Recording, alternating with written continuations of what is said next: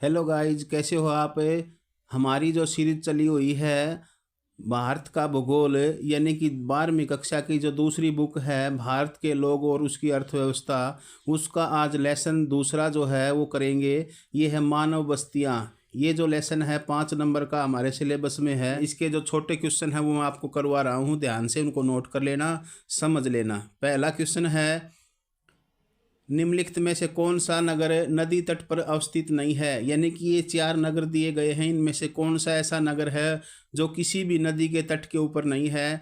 तो भोपाल जो है वो किसी नदी के किनारे पर बसा हुआ शहर नहीं है।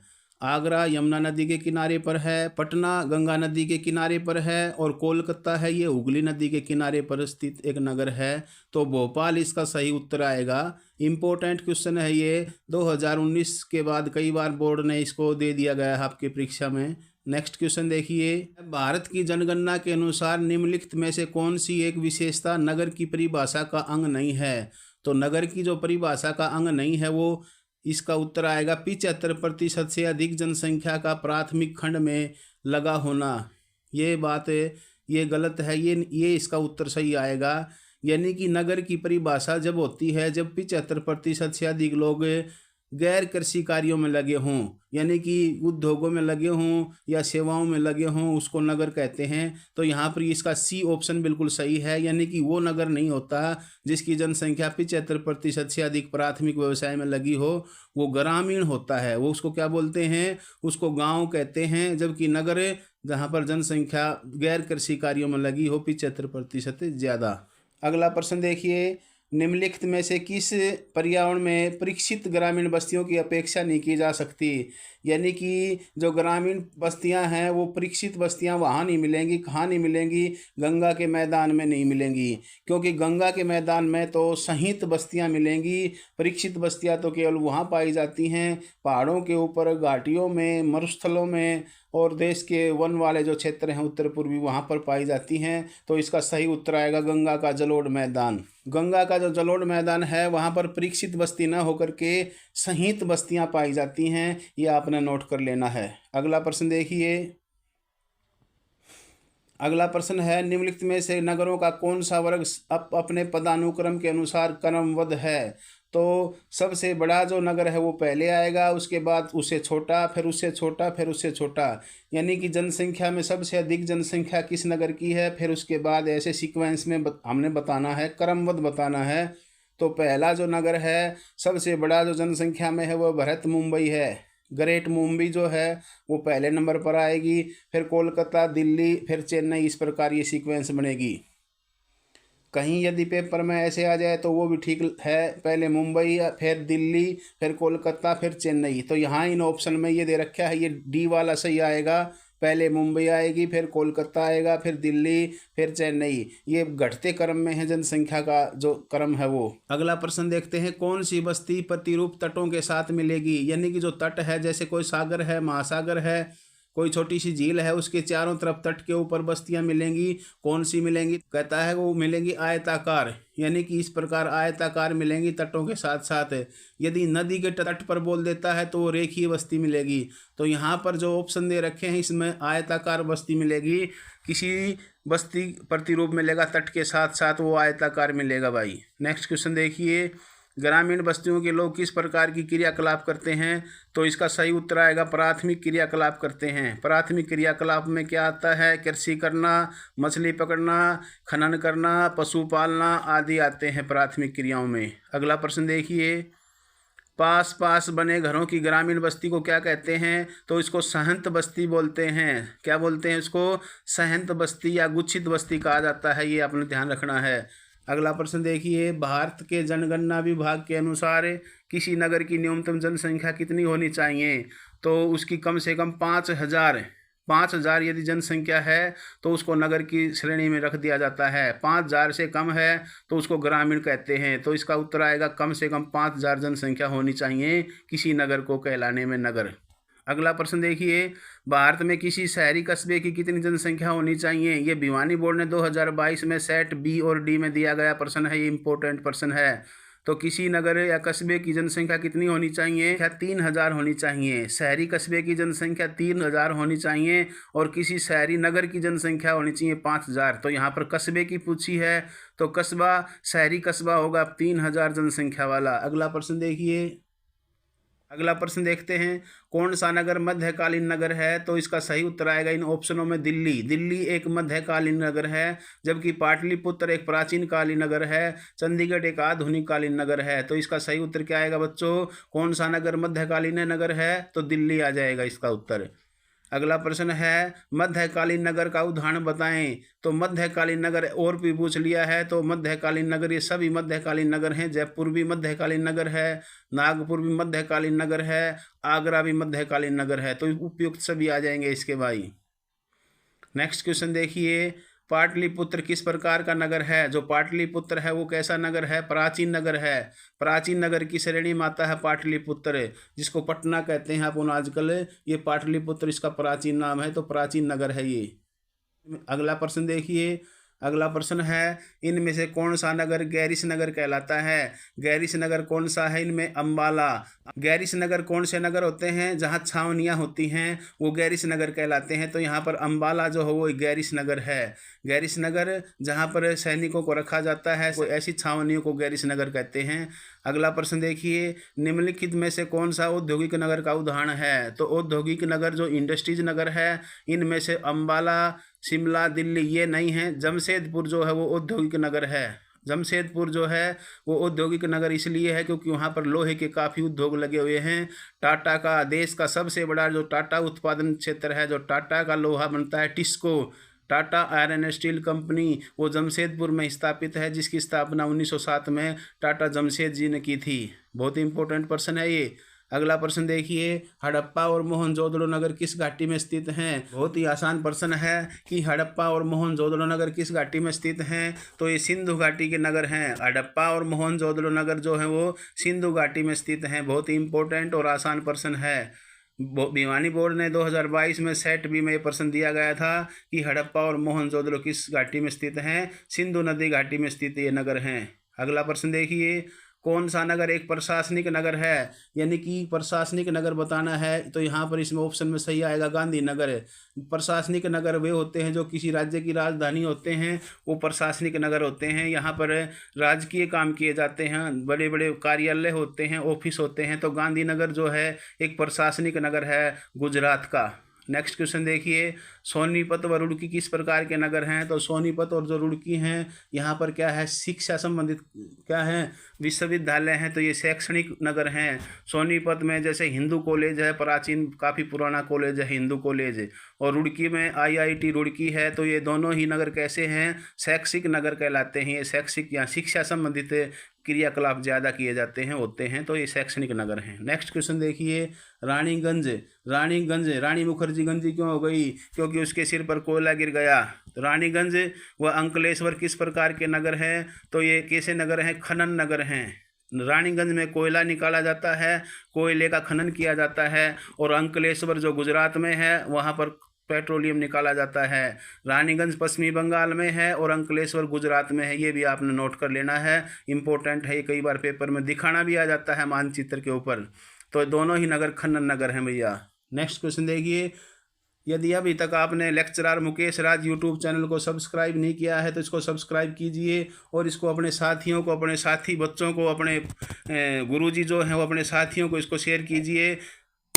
अगला क्वेश्चन देखते हैं। अगला क्वेश्चन है, कांडला व कोच्चि किस प्रकार के नगर हैं? कांडला और कोच्चि जो हैं ये परिवहन नगर हैं, यानी कि ये बंदरगाह नगर हैं। कोच्चि भी एक बंदरगाह है, केरल में है, और कांडला गुजरात में है। ये दोनों ही परिवहन नगर हैं। यहाँ बड़े बड़े जलयान यहाँ पर रुकते हैं, माल लादा जाता है, चढ़ाया जाता है, उतारा जाता है। नेक्स्ट क्वेश्चन देखिए, बहुत ही आसान क्वेश्चन, इंपॉर्टेंट क्वेश्चन है। निम्न में से प्रशासनिक नगर का उदाहरण नहीं है, तो कौन सा उदाहरण नहीं है? पटियाला।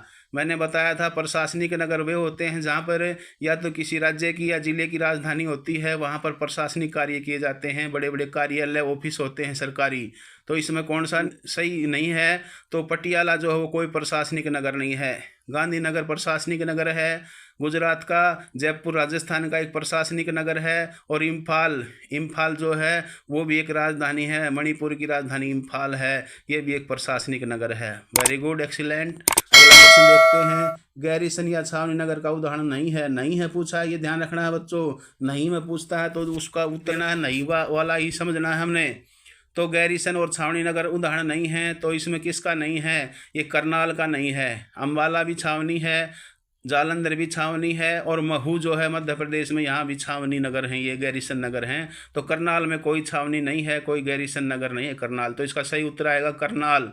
अगला प्रश्न देखते हैं। भारत का सर्वाधिक प्राचीन नगर कौन सा है? तो भारत का सर्वाधिक जो प्राचीन नगर है वो वाराणसी है, जिसको बनारस बोलते हैं, इसको काशी भी कहते थे। ये सबसे प्राचीन नगर है, ये उत्तर प्रदेश में है, वाराणसी। तो सर्वाधिक प्राचीन नगर कौन सा आएगा इनमें से? वाराणसी आ जाएगा। वेरी गुड, एक्सीलेंट, ध्यान से समझना इसको। वाराणसी जो है उत्तर प्रदेश में, बनारस काशी बोलते थे इसको। ये एक कैसा नगर है? प्राचीन नगर का उदाहरण है, प्राचीन नगर है। अगला प्रश्न देखिए, बहुत ही अच्छा प्रश्न है। पन्ना, पाड़ा, पाली, नगला और ढाणी कैसी बस्तियां का उदाहरण हैं? तो कैसी बस्ती हैं ये? पल्लीकृत बस्तियां हैं। पल्लीकृत जिस प्रकार की एक पल्ली होती है, जैसे एक छोटा सा कपड़ा होता है, एक स्थान पर छोटे से भाग को घेरता है, फिर छोटे से भाग पर दूसरे स्थान पर घेरता है, ऐसे ही किसी बड़ी बस्ती के आसपास छोटी छोटी बस्तियां होती हैं 10-20 घरों की, वो पल्ली बस्ती कहलाती हैं, उसको पल्लीकृत बस्ती कहते हैं। ये सभी अपने यहाँ लोकल देहात में इसको ढाणी बोलते हैं। इसको क्या बोलते हैं? ढाणी कहते हैं। तो इसका सही उत्तर आएगा पल्लीकृत बस्तियां। Very good. देखिए अगला प्रश्न देखते हैं। वीडियो को ज़्यादा से ज़्यादा शेयर कीजिए, अपने साथियों को शेयर कर दीजिए, और ये 12वीं क्लास में आपके लिए बहुत मददगार रहेगी ये वीडियो। आप इससे काफ़ी अंक ले सकते हो। 5 नंबर का पाठ है ये आपके लिए ज्योग्राफी में। देखिए अगला प्रश्न देखिए। किसी नदी या रेलवे लाइन के किनारे बसी बस्ती की आकृति कैसी होती है? तो रेखीय बस्ती होगी, क्योंकि एक सीधी लाइन में रेल लाइन होती है और नदी भी एक सीधी लाइन में होती है, तो ऐसी रेखीय बस्ती होती है भाई, ये ध्यान रखना है। अब आगे प्रश्न आ गए हमारे वन लाइनर, बहुत ही आसानी, जल्दी जल्दी हो जाएंगे, जल्दी जल्दी आप इनको याद भी कर लोगे। आपके पास यदि ये वीडियो देखने के लिए टाइम नहीं है तो आप इस वीडियो को चला करके छोड़ दीजिए और आप अपना काम करते रहें। आपको जब सुनाई देगा मेरी आवाज़ तो आप उसको याद हो जाएंगे, आपको जल्दी जल्दी याद भी हो जाएंगे, तो आप इसको सुन भी सकते हो काम करते करते। आप चला करके छोड़ देना, आपको याद हो जाएंगे जल्दी जल्दी ये क्वेश्चन है। और आगे आने वाली जो टेस्ट हैं आपके, जो भी प्रतियोगिताएँ होंगी, उनमें भी ये प्रश्न काम आते हैं। देखिए अगला प्रश्न क्या है। सामान्यतः दक्षिणी पठार पर गाँव में मध्य कितनी दूरी होती है? जो दक्षिण भारत है हमारा, जो दक्षिणी पठार है, उनमें गांव के बीच में कितनी दूरी होती है? लगभग 3 किलोमीटर की दूरी पाई जाती है। जबकि उत्तरी विशाल मैदान में, जो गंगा का मैदान है, वहां पर गांव के बीच में 2 किलोमीटर की दूरी के आसपास दूरी होती है, क्योंकि वहां नज़दीक नज़दीक गाँव होते हैं, मैदानी भाग होता है। दक्षिणी भाग पठारी है, तो वहाँ पर गाँव की दूरी 3 किलोमीटर के आसपास पाई जाती है, 2 गाँव के बीच की दूरी। अगला प्रश्न देखिए। परीक्षित बस्तियाँ, यानी कि दूर दूर बस्तियां होती हैं, दूर दूर घर होते हैं, इसमें ऐसी बस्ती जिसमें घर दूर दूर होते हैं वो परीक्षित बस्ती होती है। परीक्षित बस्तियों में प्राय किस प्रकार के पर्यावरण में पाई जाती हैं? तो परीक्षित बस्तियां प्राय उच्च भूमियां, पर्वतीय क्षेत्रों और मरुस्थलीय भागों में पाई जाती हैं, जहां पर जो गांव जो होते हैं जिसमें मकान होते हैं वो दूर दूर पाए जाते हैं। जहां पानी मिल गया वहां पर 2 घर बना लेते हैं, फिर आगे पानी मिला वहां 2 घर बना लेते हैं। इस प्रकार ये बस्तियां पाई जाती हैं, परीक्षित बस्तियां, ये दूर दूर घरों वाली होती हैं। अगला प्रश्न देखिए। भरत नगरों को अन्य किस नामों से जाना जाता है? ये भरत नगर होते हैं, विशाल नगर होते हैं, बड़े नगर होते हैं, मेगा सिटी होते हैं, मेगा पोलिस नगरों के नाम से भी जाने जाते हैं भरत नगर है। जैसे मुंबई है एक भरत नगर है, विश्व नगर है, मेगा सिटी, मेगा पॉलिसी नगर के नाम से इसको जाना जाता है। अगला प्रश्न देखिए। बस्तियों के 2 मुख्य प्रकार बताएं। जो बस्तियां होती हैं मुख्य रूप से 2 प्रकार की होती हैं, एक ग्रामीण बस्ती और एक नगरीय बस्ती। बस्तियां 2 प्रकार की कौन सी? ग्रामीण बस्ती और नगरीय बस्ती। मोस्ट इंपॉर्टेंट प्रश्न है ये, बोर्ड ने कई बार दे चुके हैं, आपकी परीक्षा में आया हुआ है प्रश्न है। बस्तियां कितने प्रकार की होती हैं? 2 प्रकार की, ग्रामीण बस्ती और नगरीय बस्ती। यदि बस्तियों के प्रारूप पूछ लेता है, मॉडल पूछ लेता है, तो कई प्रारूप या मॉडल होते हैं। वो मॉडल होते हैं रेखीय बस्ती, गोलाकार बस्ती, टी आकार की बस्ती, आयताकार बस्ती। वहां पर वो क्या पूछ रहा है? मॉडल। वो अनेक प्रकार के हैं, जबकि बस्ती के मुख्य प्रकार 2 ही होते हैं, ग्रामीण बस्ती और नगरीय बस्ती। अगला प्रश्न है। भारत के किसी एक नियोजित नगर का नाम बताएं। चंडीगढ़ एक नियोजित नगर है। नियोजित नगर वो होता है जो हमने नियोजित ढंग से बसाया है, और भारत में दो ऐसे नियोजित नगर हैं, एक तो जयपुर है और एक चंडीगढ़ है। ये दोनों ही नियोजित नगर हैं भारत में। अगला प्रश्न देखिए, 2011 में भारत में नगरीकरण का स्तर कितने प्रतिशत था? तो 31.16% नगरीकरण थे भारत में 2011 के अनुसार।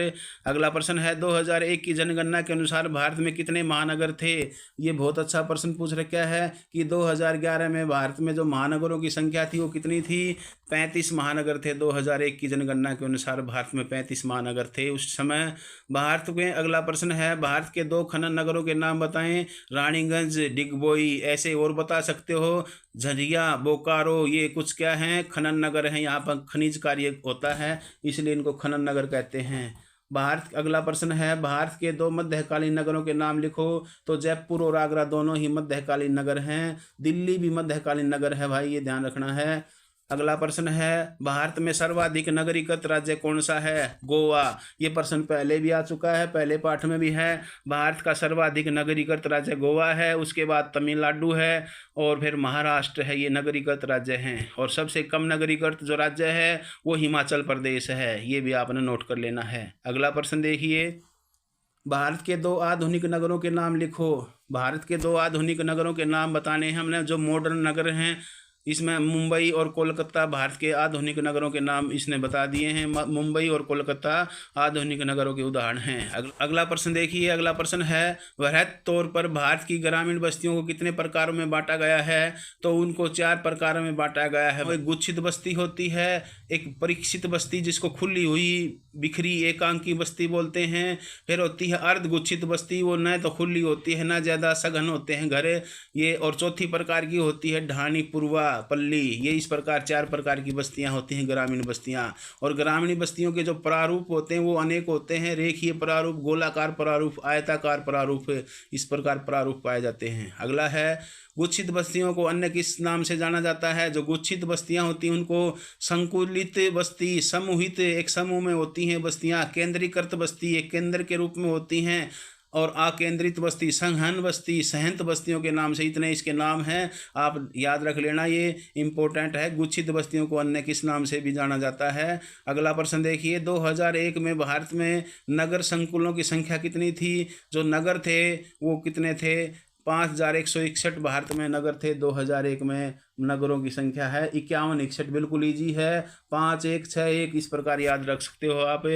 2011 में नगरों संकुलों की संख्या कितनी थी? तो 6171, बहुत ज़बरदस्त याद करने की ट्रिक हो जाएगी। तो हमारे पास 6171 आप याद कर सकते हो 11 में। अगला प्रश्न है, उत्तर प्रदेश के सबसे बड़े महानगरों के नाम लिखिए। जो उत्तर प्रदेश के जो बड़े बड़े महानगर हैं उसमें लखनऊ है, कानपुर है, आगरा है, मेरठ है, वाराणसी है, ये महानगर हैं उत्तर प्रदेश के। अगला प्रश्न है, पंजाब के सबसे बड़े 2 महानगरों के नाम लिखिए। तो अमृतसर और लुधियाना। अमृतसर और लुधियाना दोनों ही पंजाब के महानगर हैं। नेक्स्ट क्वेश्चन देखते हैं, अगला प्रश्न देखते हैं क्या है अगला प्रश्न। अगला प्रश्न आ गया आपके बीच में कि गुजरात के सबसे बड़े 2 महानगरों के नाम लिखने हैं। तो राजकोट, अहमदाबाद। अहमदाबाद जो है वो भी महानगर है गुजरात में, और राजकोट भी महानगर है, गुजरात का महानगर है। अगला प्रश्न है, महाराष्ट्र के सबसे बड़े 2 महानगरों के नाम बताने हैं।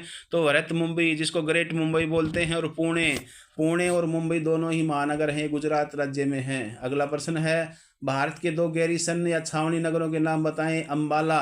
अम्बाला एक छावनी या गैरीसन नगर है, और बबीना, जिसको बीना बोलते हैं, मध्य प्रदेश में, ये भी एक गैरीसन नगर, छावनी नगर है। यहाँ पर भी सैनिक रहते हैं, सैनिकों की एक छावनी है।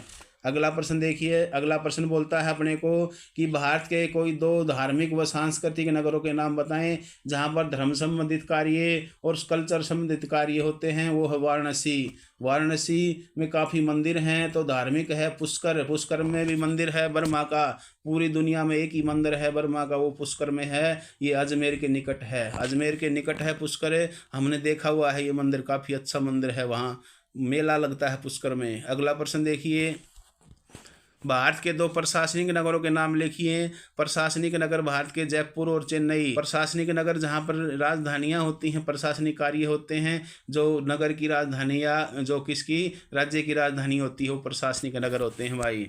अगला प्रश्न है, हरियाणा के 2 सबसे बड़े नगरों के नाम बताएं। गुरुग्राम और फरीदाबाद, दोनों ही क्या हैं, महानगर हैं हरियाणा के।